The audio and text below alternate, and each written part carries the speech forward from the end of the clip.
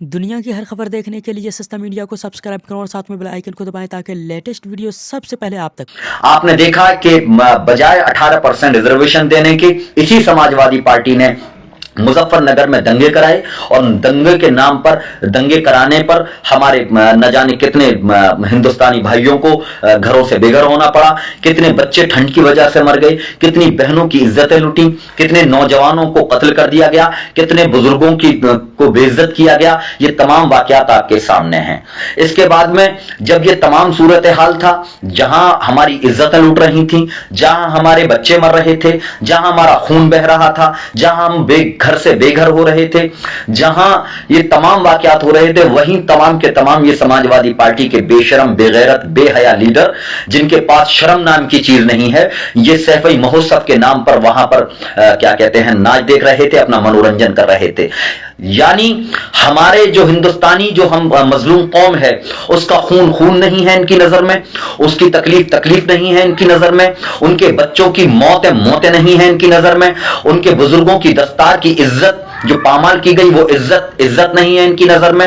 ये तमाम हमारे घर, जो क्या कहते हैं, हमारे घर की जो हमें बेघर किया गया, वो तकलीफ नहीं है इनकी नजर में। इन तमाम चीजों पर हम तमाम को गौर करना है मेरे भाई। अगर इस बुनियाद पर हम वोट करेंगे कि नहीं साहब बीजेपी को हराना है, बीजेपी को हराना है, बस बीजेपी को हराना है, हमें ये सोच अपनी खत्म करनी होगी। हम तमाम को जहनी गुलाम बनाने वाले कोई और नहीं है। हम तमाम को जहनी गुलाम बनाया गया। 70 साल में तो सेकुलर पार्टियों ने जहनी गुलाम बनाया और ये कहा कि देखो तुम यहां अकलियत हो, तुम यहां पर बहुत कम तादाद में हो, इसलिए तुम्हें दबकर रहना पड़ेगा, इसलिए तुम्हें हमें वोट करना होगा, इसलिए तुम्हें हमें बंधुआ मजदूर बनना पड़ेगा, इसलिए हम तुम्हें अपना गुलाम बना रहे हैं। और गुलाम बनाकर हम तुम्हें सिर्फ एक काम देते हैं कि जब भी इलेक्शन आएगा तुम्हें बीजेपी को हराना है, इसके अलावा दूसरा काम नहीं है। बाकी तुम खामोश रहो, तुम हमसे नौकरियां मत मांगो, तुम हमसे तालीम के बारे में मत पूछो, तुम हमसे रिजर्वेशन के बारे में मत पूछो, तुम किसी की चीज के बारे में मत पूछो, बस पूछो तो बीजेपी के बारे में पूछो और बीजेपी को हराने की बात करो, इसके अलावा कुछ मत करो। अरे बात करते हैं, अगर समाजवादी पार्टी से सवाल किया जाता है तो समाजवादी पार्टी के लीडरों के पेट में दर्द होता है। वो बेशरम, बेगैरत फेसबुक से लेकर हर जगह ये लिखते हैं कि समाजवादी पार्टी ने इतने सारे कब्रिस्तानों पर बाउंड्री कराई, मरने वालों की कब्रिस्तानों पर बाउंड्री कराई, जो मर जाते हैं, जहां पर दफन होते हैं उस पर तुम बाउंड्री कराओगे, जो जिंदा रहते हैं उनका क्या है? जो और जिन पर कब्रिस्तानों पर बाउंड्री कराई, कसम खाकर इस बात को मैं जिम्मेदारी के साथ कह सकता हूं कि अगर 5 कब्रिस्तानों पर बाउंड्री कराई तो उसमें 2 कब्रिस्तानों पर इनके दलालों ने, इनके हुंडों ने उस पर कब्जा किया, उन्हीं कब्रिस्तानों पर कब्जा किया गया। क्या यह बात सच नहीं है? क्या बाउंड्री कराना ही तुम्हारी जिम्मेदारी थी? अरे जिंदा जो लोग थे उन्हें एक जगह तुमने बाउंड्री कराई और 3 जगह हमें बेघर कर दिया। एक जगह तुमने बाउंड्री कराई कब्रिस्तान पर, न जाने कितने घरों को उजाड़ के रख दिया, कितनी जगह, तुमने कितने लोगों को प्लॉटों पर कब्जे कर लिए।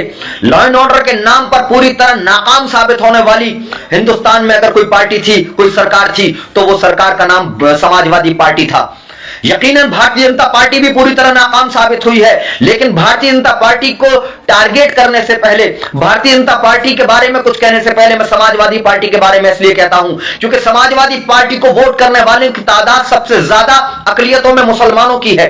मुसलमानों ने सबसे ज्यादा आज तक वोट अगर उत्तर प्रदेश में किसी पार्टी को किया है तो समाजवादी पार्टी को किया है। बदले में समाजवादी पार्टी ने क्या दिया?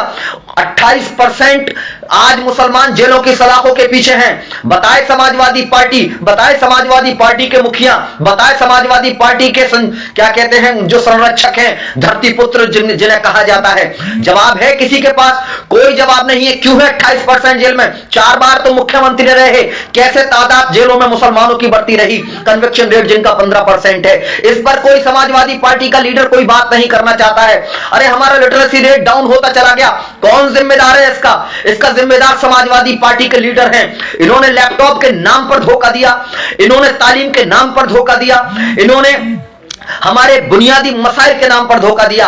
आज वोट का नाम आया तो जबान पर वोट तो मुसलमानों का चाहिए, मुसलमानों का बीच में तुम भेज रहे हो, लेकिन नाम कहीं नहीं लोगे। नाम कहीं नहीं लिया जाएगा कि अगर उप मुख्यमंत्री की बात की जाएगी तो इनके अध्यक्ष खामोश बैठेंगे, इनसे पूछा जाएगा कि और क्या दोगे तो मुसलमानों के लिए और तुमने क्या किया तो खामोश बैठेंगे। ये सवाल है। मेरा असल बात यह है कि मेरे भाई, आज मजलिस इत्तेहादुल मुस्लिमीन जो आपके दरमियान में है, मजलिस इत्तेहादुल मुस्लिमीन आपके दरमियान में आकर आपको यह कहा है, 70 साल में जो इन पार्टियों ने, सेकुलर नाम नेहाद सेकुलर पार्टियों ने जो आपसे कहा कि देखो तुम्हें बीजेपी को हराना है, मजलिस इत्तेहादुल मुस्लिमीन ये कहती है कि हमें सबको हराकर जीतना है, हमें सबको हराना है और जीतकर अपने हक को हासिल करना है। याद रखो, आज तक हमारी जुबानों पर ताले थे, हम बोलना गवारा नहीं करते थे, हमारा शऊर, सियासी शऊर बेदार नहीं था। लेकिन अल्हम्दुलिल्लाह 5 साल के अंदर बैरिस्टर असदुद्दीन ओवैसी साहब ने वो सियासी जो हमें जिस तरीके से जहनी गुलाम बनाया गया था, अल्हम्दुलिल्लाह नौजवानों की जबानों पर चुप्पी तोड़ने वाली शख्सियत का नाम हिंदुस्तान में बैरिस्टर असदुद्दीन ओवैसी साहब है। क्या कहते हैं, जनाब अकबरुद्दीन ओवैसी साहब है। इन्होंने हमारी चुप्पी को तोड़ा है नौजवानों की, और नौजवानों के सियासी शऊर को बेदार करके कहा है कि नौजवानों खामोश मत बैठो, हिंदुस्तान की जमहूरियत में हिस्सा लो, हिंदुस्तान की सियासत में हिस्सा लो, क्योंकि आर्टिकल 19 तुम्हें इस बात की इजाजत देता है, हिंदुस्तान का संविधान तुम्हें इस बात की इजाजत देता है कि तुम एक पॉलिटिकल फोर्स बनो, एक पॉलिटिकल ताकत बनो और अपनी आवाज को बुलंद करके अपने हक को हासिल करो। जो हक, वो हक जो इन पार्टियों ने तुम्हें नहीं दिया है, हर एतबार से हमें नुकसान पहुंचाया गया है। आज हमारी सरकारी मुलाजिमत में क्या परसेंटेज है, क्या हमारे एजुकेशन में परसेंटेज है? कहीं के नहीं है हम। लेकिन नहीं साहब, वोट आप हमें दे दो, वोट हमें दे दो। इसीलिए मेरे लीडर ने सही कहा था कि तमाम के तमाम सर्टिफाइड भिखमंगे हैं, ये तमाम के तमाम सर्टिफाइड भिखमंगे हैं जो हमारे दरमियान में आकर हमसे वोट मांगते हैं। अब याद रखो, भारतीय जनता पार्टी को हराने के लिए वोट नहीं करना है, बल्कि अपने आप को खुद को जिताने के लिए वोट करना है। खुद को जिताने के लिए वोट करो, सब हार जाएंगे, सब हारेंगे। ये यकीन, इस बात को आप यकीनन मान लीजिए कि जब बिहार में 5 एमएलए निकल सकते हैं, जब महाराष्ट्र में मजलिस इत्तेहादुल मुस्लिमीन 1 एमपी और 2 एमएलए निकालने में कामयाब हो सकती है अपने इत्तेहाद की बुनियाद पर, अपनी सलाहियत और अपनी मेहनत की बुनियाद पर, तो याद रखो तुम भी यहां से एमएलए निकाल सकते हो। फिरोजाबाद की सीट को आसानी से जीता जा सकता है, बशर्ते समाजवादी पार्टी और बहुजन समाज पार्टी, कांग्रेस और भारतीय जनता पार्टी को कंडेम किया जाए, इन्हें नकारा जाए, क्योंकि इन्हें आप आजमा चुके हैं। एक बार मजलिस इत्तेहादुल मुस्लिमीन के उम्मीदवार को भी आजमाइए। इंशाअल्लाह ताला बहुत जल्दी हमारे सूबाई सदर फिरोजाबाद से लेकर मुख्तलिफ सीटों का, मुख्तलिफ जो सीटें हैं विधानसभा की, उसका ऐलान करेंगे। जो भी उम्मीदवार मजलिस इत्तेहादुल मुस्लिमीन का फिरोजाबाद की कॉन्स्टिट्यूएंसी पर बनाया जाता है, हम तमाम को इस बात पर गौर फिक्र करनी है कि हमें अपने मेहनत के साथ, मॉरली सपोर्ट और वोट के साथ मजलिस इत्तेहादुल मुस्लिमीन को, उम्मीदवार को कामयाब करना है। इसके अलावा जाने मोहतरम, कुछ लोग ये सवाल करते हैं, फिरोजाबाद के अंदर जो पॉलिटिकल लोग हैं, जो सियासी, जो अपने आप को सियासतदान कहते हैं, कि मजलिस इत्तेहादुल मुस्लिमीन को रुक जाना चाहिए, मजलिस इत्तेहादुल मुस्लिमीन इस टाइम क्या कहते हैं आएगी तो भारतीय जनता पार्टी जीत जाएगी। तो मेरा सवाल उन लोगों से यह है, उन तमाम लोगों से जो सेकुलर जहन, अपने आप को सेकुलर कहते हैं जबकि वो बेहतरीन वाले फिरका परस्त हैं। अगर फिरका परस्त है, सेकुलर कहने वाले ही असल में अपने सबसे बड़े फिरका परस्त हैं, जो अपने आप को कहते हैं कि हम भाईचारगी की बात करते हैं, हम देश की एकता की बात करते हैं। झूठ हो तुम झूठे और मक्कार हो, ये बात कहकर तुम फरेब करते हो, क्योंकि तुमसे बड़ा झूठा इसलिए कोई नहीं है कि अगर एकजुटता की बात करते तो आज हिंदुस्तान के, फिरोजाबाद के और उत्तर प्रदेश के हालात ये नहीं होते।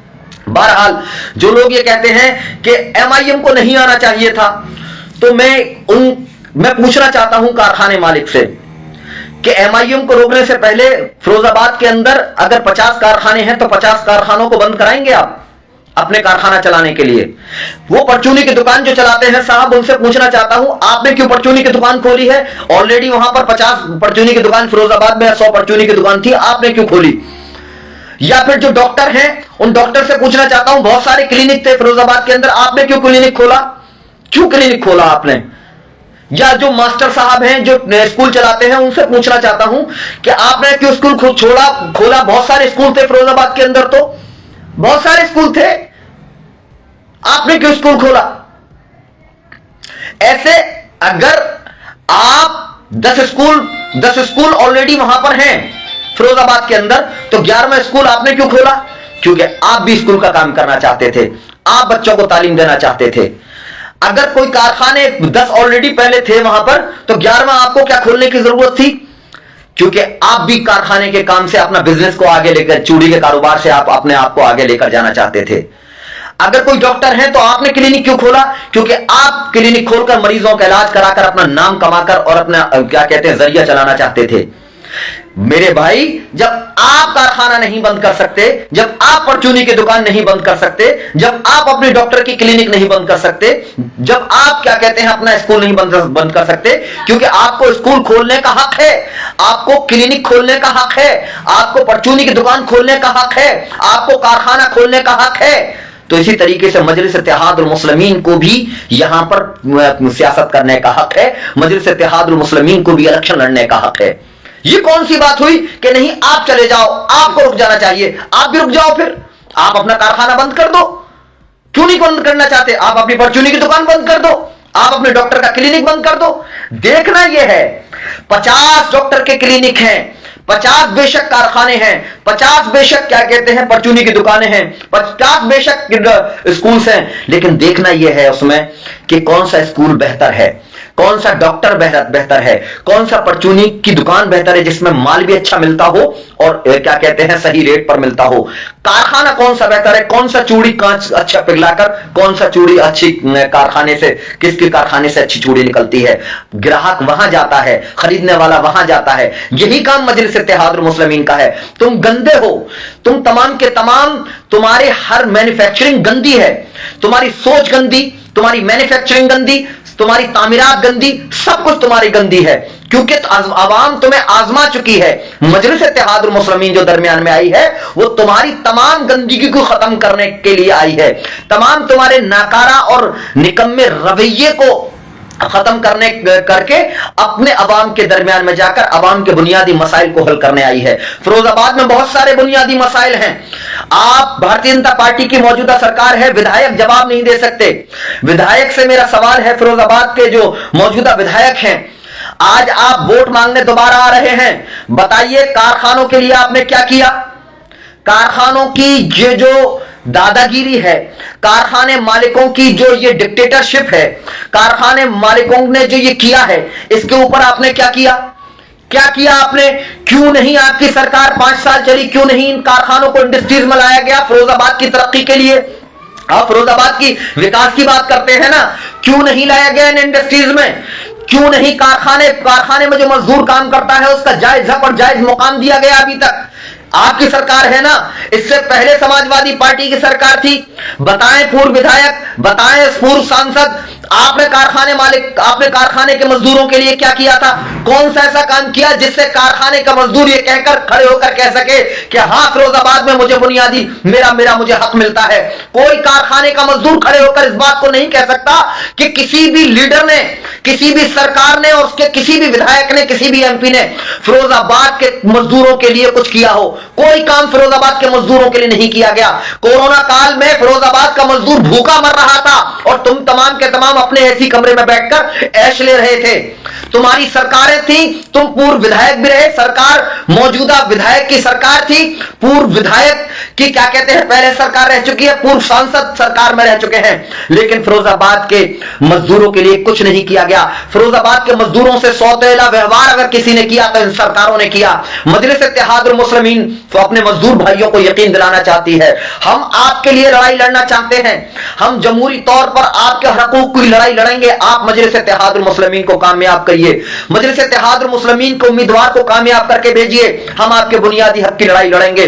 जो आपके बुनियादी हक हैं, जो आपको ईएसआई फंड, बोनस, ये तमाम चीजों पर जो आपके रोक लगाई गई है, जो 8 घंटे की जगह 9.5 घंटे कारखाने मालिक काम कराते हैं, और क्यों कराते हैं यकीन मानो, कारखाने मालिक के जो कॉर्पोरेटर हैं, ये जो एक कॉर्पोरेट है फिरोजाबाद के अंदर, ये तमाम के तमाम इन लीडरों के साथ गांठ में रहते हैं। ये लीडरों को चंदा देते हैं, बड़ा बड़ा चंदा देते हैं, और जब चंदा देते हैं तो जाहिर सी बात है मेरे मजदूर भाइयों, आपकी बात को नहीं सुना जाएगा। कारखाने मालिक अपनी मनमानी करते रहेंगे। अगर इन कारखाने मालिकों की मनमानी को बंद करना है, इन कारखाने मालिकों को जो सही हक और हुकूक की बात करने पर आमादा करना है, इन्हें मजबूर करना है, तो आपको मजलिस इत्तेहादुल मुस्लिमीन को वोट करना होगा, मजलिस इत्तेहादुल मुस्लिमीन को यहां से कामयाब करना होगा।